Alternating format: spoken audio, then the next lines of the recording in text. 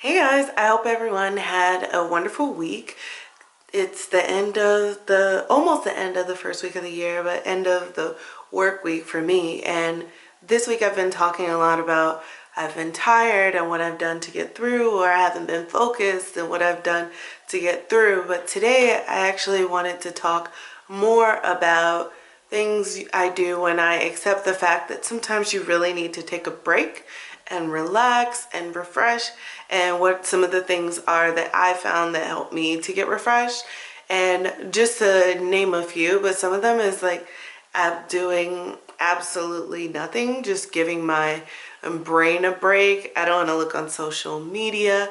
I literally don't want to do anything. I just need to like sit and be quiet in my own space for a few minutes.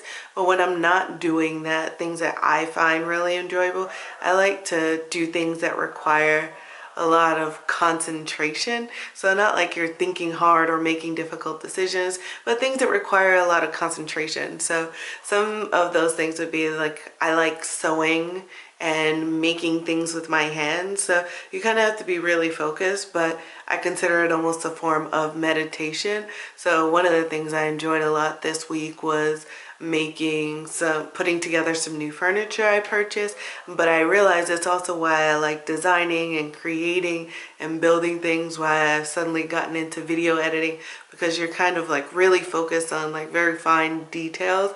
And oddly enough for me, it's relaxing. I don't know if everyone would find that relaxing, but definitely for me, I find it extremely relaxing. So some other things I find relaxing that aren't necessarily always 100% accessible, meaning like I can't necessarily do this every day, but if I could, life would be golden, is I find anytime I'm around water, like not when it's pouring down rain unexpectedly, but more like around a body of water, I find it really relaxing.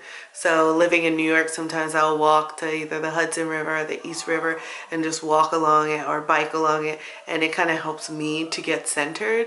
And sometimes it's good to take yourself out of spaces you're always in and put yourself somewhere else where you can just relax and clear your mind. So those are a couple of things I do to clear my mind, relax, and recharge. But I also think it's important to know what are the things that give you energy and then what are the things that take energy from you. And some of this has to do whether you're introverted or extroverted. But for me in particular, I'm introverted. And I really do get my energy and recharge from like being alone and in my own space. Being around people, it's not that I don't like people, I love people, but being around people doesn't energize me. I enjoy it. I enjoy being around my family, around my friends, but the best way for me to recharge is to have that time for myself. So there might be other people, and some of you might find the best way you can recharge is being around people who have a certain level of energy, and that energy helps to like pick you up and get you going, or like being around people who have like a really calm and relaxing aura, and that energy helps you to relax and get grounded again.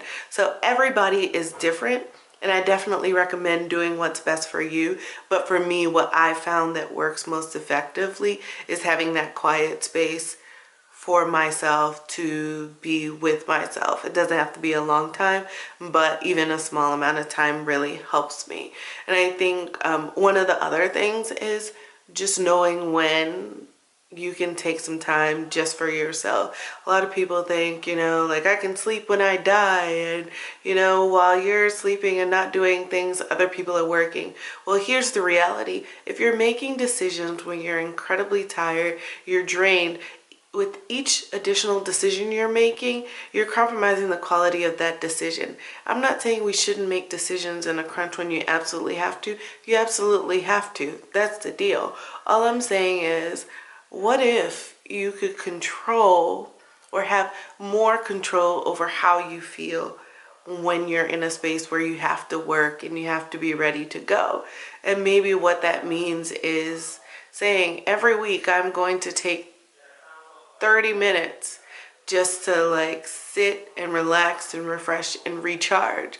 So that 30 minutes could help make your entire week better in terms of being able to be more effective. So that's really what I'm saying. I'm not saying drop everything and be a slacker. No, that's not helping anyone. But what I am saying is build that time in so you can recharge, refocus, and get going and be in a more productive space. So that's where I am today. Tomorrow is back to the grind. I have a lot of things to get accomplished, but honestly, I'm feeling really good. I'm feeling really optimistic, and I feel really grateful that I did have some time to recharge today, because I know that's going to make tomorrow that much more productive. So I'd be curious to know what you guys do to recharge. How do you know when it's time to like take a step back? And do you schedule time for yourself to do that? Do you budget it into your day?